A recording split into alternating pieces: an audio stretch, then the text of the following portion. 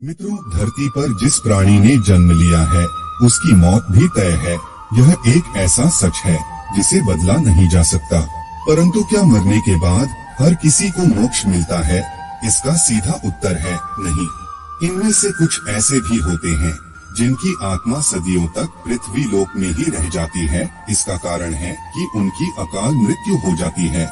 आपने कई बार देखा होगा कि आए दिन लोग सड़क दुर्घटना या फिर किसी आपदा का शिकार हो जाते हैं और अपनी जान गंवा बैठते हैं।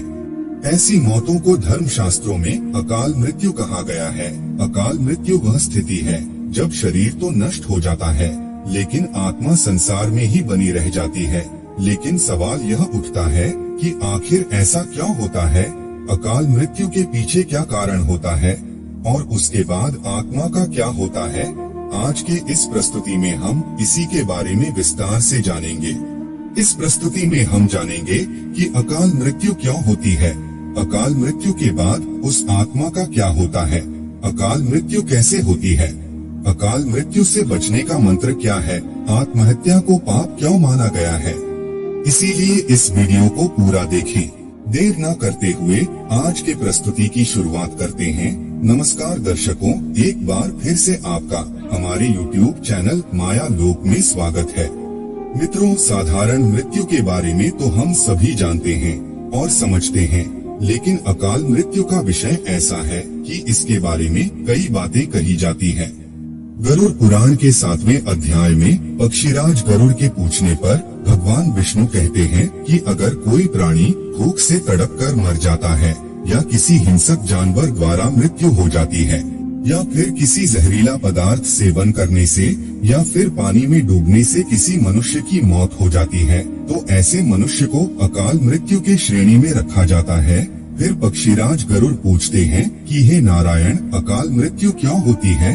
कृपया मुझे विस्तार से बताइए। तब भगवान विष्णु कहते हैं कि हे पक्षीराज, अकाल मृत्यु किसी भी कारण से हो सकती है, फिर चाहे वह किसी रोग के कारण हो या दुर्घटना के कारण। ऐसे में मनुष्य अक्सर यही सोचता है कि काश ये उनके साथ नहीं हुआ होता तो शायद उनकी मृत्यु नहीं होती। परंतु अकाल मृत्यु का कारण अनेक जन्मों में किए गए दुष्कर्म को बताया गया है।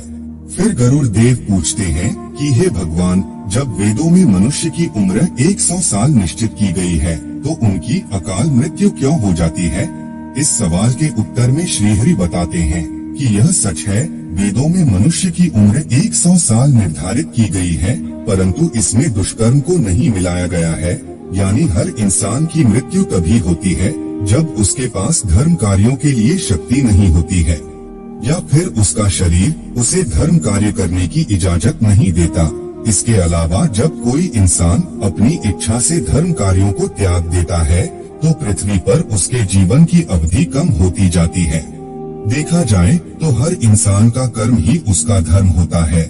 मनुष्य की मृत्यु कब होती है? जब उसके पास अपने इन कर्मों को निभाने की शक्तियाँ नहीं होती। इंसान की उम्र भले ही 100 साल हो, लेकिन अपने कर्मों के जरिए वह अपनी उम्र को खुद ही नष्ट करता चला जाता है। वेदों का ज्ञान न होने से मनुष्य जान ही नहीं पाता कि वह कब कुकर्म करता जाता है। इसलिए हर मनुष्य को धर्म और अधर्म के बारे में अवश्य जानना चाहिए। आगे पक्षीराज गरुड़ पूछते हैं कि हे नारायण, अकाल मृत्यु के बाद आत्मा का क्या होता है? तब श्री हरि बताते हैं कि मनुष्य के जीवन के 7 चक्र निश्चित है। अकाल मृत्यु को प्राप्त होने वाले जो मनुष्य इस चक्र को पूरा नहीं कर पाते उसे मृत्यु के बाद भी कई प्रकार के कष्ट भोगने पड़ते हैं। दरअसल अचानक ही मृत्यु होने की वजह से मनुष्य की इच्छा, कामना और तृष्णा बनी रहती है जो कभी पूरी नहीं हो पाती। ऐसे में शरीर तो नष्ट हो जाता है लेकिन आत्मा का मोह नहीं छूटता। इस स्थिति में अकाल मृत्यु वाली आत्माएं अपने परिजनों या जीवित लोगों को कष्ट पहुंचाती हैं और अपनी मनोकामनाएं पूरी करने का भी प्रयास करती हैं। यह आत्माएं प्रेत और पिशाच योनि में कई वर्षों तक यही भटकती हैं। आगे श्री हरि बताते हैं कि प्राकृतिक मौत से मरने वाले मनुष्य को 13 या 45 दिन में दूसरा शरीर प्राप्त हो जाता है। वो आत्मा प्रेत योनि से मुक्त होकर अपने कर्म तथा अगले जन्म के लिए यमलोक पहुंच जाती है। जबकि अकाल मृत्यु में व्यक्ति भूत प्रेत, पिशाच, कुष्मांडा, ब्रह्म राक्षस, बेताल और छत्रपाल योनि में भटकता रहता है, उनकी आत्मा को आसानी से शांति नहीं मिलती। फिर आगे पक्षीराज गरुड़ पूछते हैं कि हे भगवान, आत्महत्या पाप क्यों है? तब श्री हरि बताते हैं कि अकाल मृत्यु में आत्महत्या को सबसे निचले दर्जे पर रखा जाता है। आत्महत्या करना सबसे बड़ा पाप है। ग्रंथों की दृष्टि से यह एक घिनौना कृत्य है। आत्महत्या ईश्वर का निरादर और अपमान है। आत्महत्या करने वाले मनुष्य की आत्मा पृथ्वी लोक पर तब तक भटकती रहती है जब तक कि वह प्रकृति द्वारा निर्धारित अपने जीवन चक्र को पूरा नहीं कर लेती। ऐसी आत्मा को ना तो नरक लोक में जगह मिलती है और न ही स्वर्ग लोक में। आत्मा को मरने के बाद भी सबसे कष्टदायक स्थिति से गुजरना पड़ता है। यह आत्माएं अपनी तमाम इच्छाओं की पूर्ति के लिए अंधकार में तब तक भटकती रहती हैं, जब तक कि उनका जीवन चक्र पूरा नहीं हो जाता। क्योंकि यदि मनुष्य आत्महत्या करता है तो उसके कर्म और उस शरीर का ऋण पूरा नहीं होता, इसलिए आत्महत्या नहीं करनी चाहिए। मित्रों, आत्महत्या करने वाली आत्माओं के कष्ट को तो नहीं कम किया जा सकता, लेकिन गरुड़ पुराण में अकाल मृत्यु को प्राप्त मनुष्य की आत्मा की शांति के कई मार्ग बताए गए हैं। आगे गरुण देव पूछते हैं कि हे त्रिलोकीनाथ, अकाल मृत्यु वाली आत्माओं की शांति के लिए उनके परिजनों को क्या करना चाहिए? तब भगवान विष्णु बताते हैं कि अकाल मृत्यु प्राप्त मनुष्य के परिजनों को नदी या तालाब में तर्पण करना चाहिए। साथ ही मृत आत्मा की इच्छा की पूर्ति के लिए पिंडदान और दान पुण्य जैसे सत्कर्म करनी चाहिए, ताकि उनकी आत्मा को जल्द ही मुक्ति मिल सके। यह सत्कर्म कम से कम 3 से 4 वर्षों तक करना चाहिए, तब जाकर कहीं अकाल मृत आत्मा को मुक्ति मिल पाती है और उनके नए जीवन की शुरुआत होती है।